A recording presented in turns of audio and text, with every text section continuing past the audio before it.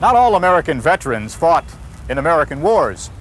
12 fellas from Tennessee staked their lives in this little church for a new country.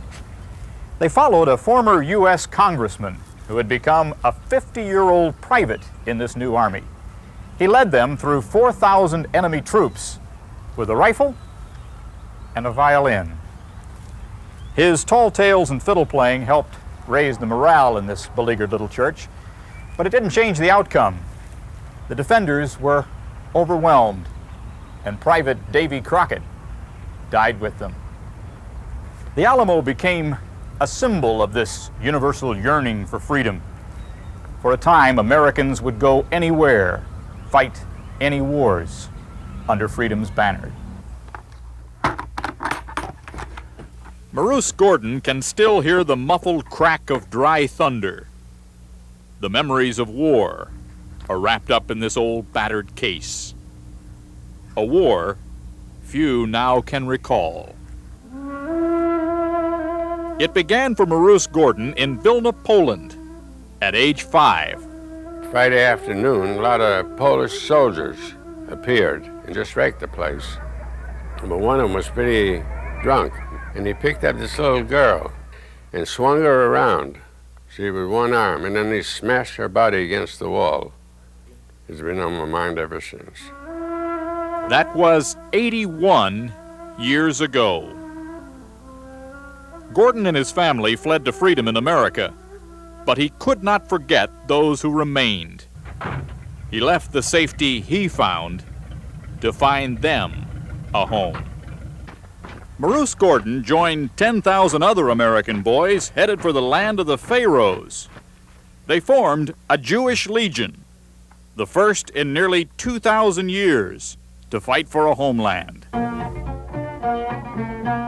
We had hope it would become a country for the Jewish people that were oppressed in different countries. To enlist, Harry Frieder lied about his age. I had the idea of running away from home. I told my mother, I said, I'm going to visit a friend in Cleveland. The year was 1917. America had just entered the First World War, and the British were trying to drive the Turks and the Germans from the Middle East. American Jews agreed to help in return for a dream, the State of Israel. What did your parents think about you signing up?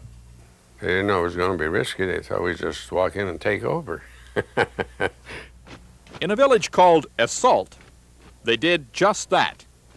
My buddy was a boy by the name of Weiss. He could speak Arabic, and he told him that there were 10,000 American soldiers coming to attack that town.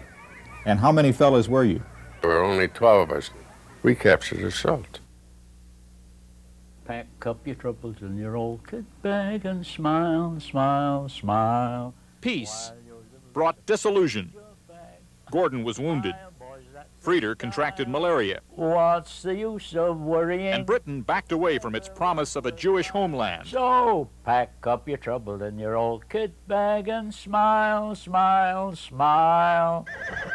It would be a lifetime before Israel won its independence. Knowing that, would you have fought?